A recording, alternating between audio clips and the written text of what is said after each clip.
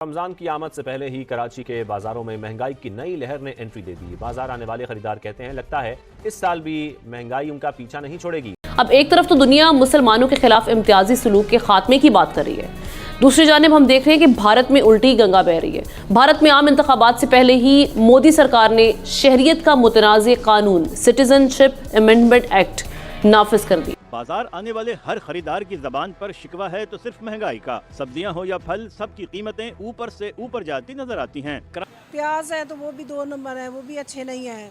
तो महंगाई इतनी ज्यादा हो गई, पहले से भी ज्यादा हो गई है। हाय, आपको कुछ नहीं पता? आप तो बोलिए, सियासतदानों को नहीं पता, अवाम को पता है कि महंगाई है या नहीं है। उनको बताओ ना। मैं आपसे पूछ अच्छा आप बता दो महंगाई है।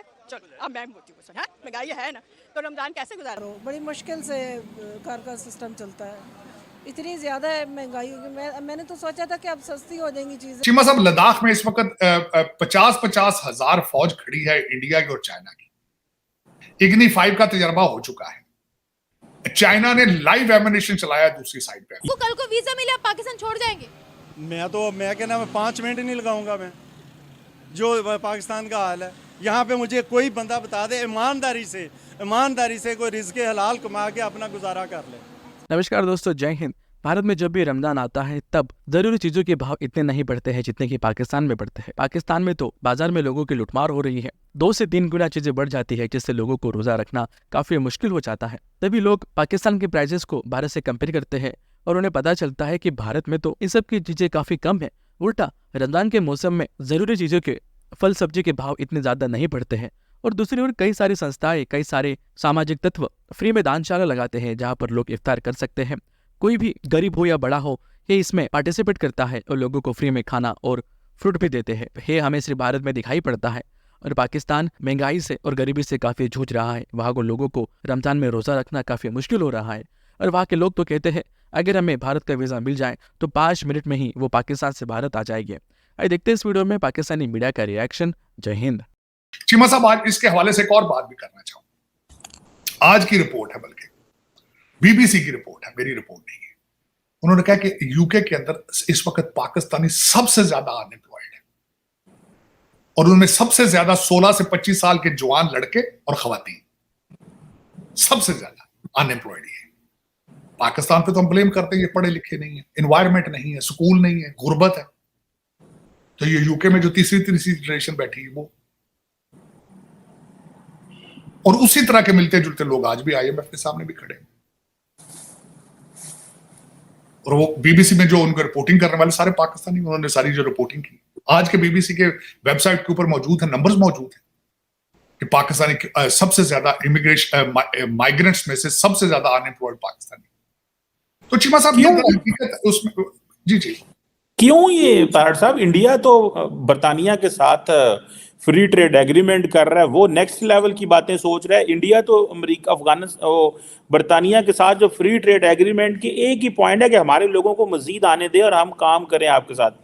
हमारे लोगों के पास बरतानिया के पासपोर्ट आ गए, फिर भी ये वेले बैठे हैं। तारड़ साहब, ये क्या है? देखें, यहाँ पे मुल्क जो है करप्शन के नाम पे तो इन्होंने बनाया हुआ है। जो सरकार गवर्नमेंट आई है करप्शन के नाम पे बनी है, तो करप्शन नहीं करनी तो और क्या करना है। किसी चीज़ में इन लोगों ने कोई बेहतरी लाई हो, कोई एक चीज़, कोई एक काम, कोई एक मतलब गरीब आदमी की सहूलत के लिए कितनी यहाँ सहूलतें मिल रही है, ये बताए। अब तो रमजान स्टार्ट हो गया, अपनी आप करके आपने मेहनत करनी है, उसमें जाके आपने अपना पेट पालना है। कौन सी गवर्नमेंट दे रही है?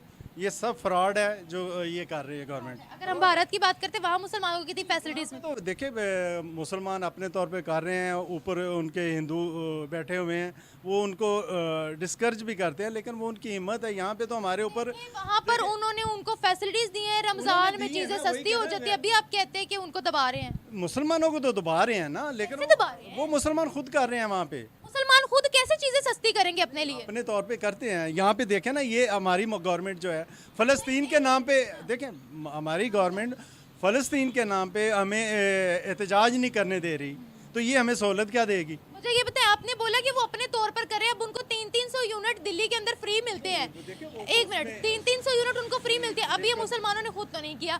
रमजान में चीजें सस्ती मुसलमान खुद तो नहीं करते, पीछे गवर्नमेंट से ऑर्डर आते हैं तो करते हैं ना।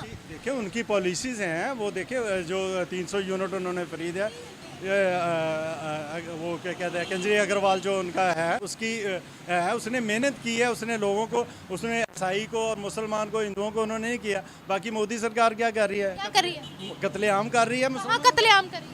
हो रहा है हिंदुस्तान के लोगों। सरकार की ये अपनी स्पीच है, मुसलमान एक हाथ में कुरान और दूसरे हाथ में कंप्यूटर लें ताकि अपने मजहब को फॉलो करें, अच्छे से करें और साथ साथ दुनियावी तालीम में भी आगे आए। ये देखें, ये वो सबक दुनिया को देने के लिए दिखा रहे हैं। अच्छा। ये दुनिया को दिखाने के लिए कि हम ये लोग कर रहे हैं, लेकिन वहाँ पे जाके देखें मुसलमानों का हाल क्या है। मुसलमानों की बिजली बंद की है मोदी सरकार ने? क्या उन्होंने मुसलमानों का पानी बंद तो किया? बंद नहीं की, जो उन पे सख्तियाँ की हैं, जो इस्लाम के नाम पे मस्जिद जाने पे जो उन लोगों को अपनी इबादत करने से मना कर रहा है, वहाँ पे कोई आप चले जाएं किसी जो हिंदुओं का गढ़ है, वहाँ पे मुसलमानों से जाके पूछे ना किस तरह की उनकी वो करते हैं, मारते हैं।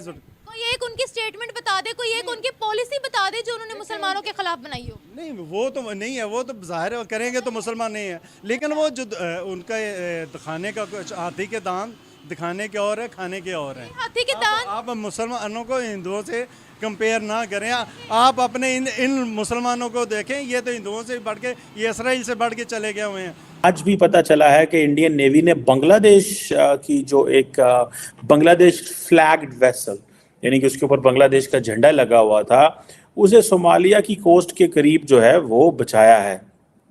और ये बेसिकली वही पायरेट्स थे जो कि कोस्ट ऑफ सोमालिया में जो ये कश्ती गुजर रही थी, वेसल गुजर रही थी, और ये कोयला लेके जा रही थी मोज़म्बिक की तरफ, from Mozambique to the United Arab Emirates, जब इसके ऊपर ये अटैक हुआ।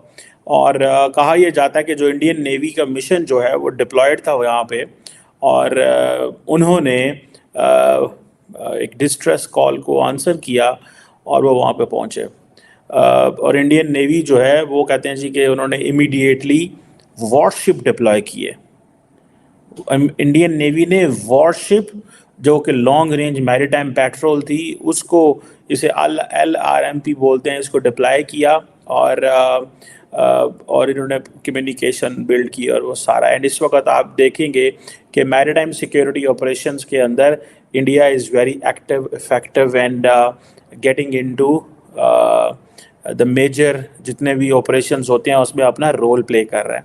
कल भी मैंने आपको बताया था that why China is not playing its role and not responsibility in the Red Sea area, और ये जो सारी है, एंड इंडियन नेवी है वो ये क्यों कर रही है, ये क्वेश्चन था ना कि क्यों कर रही है। और ये आपको पता चलेगा कि आइंदा आने वाले दिनों के अंदर कॉन्टीन्यूसली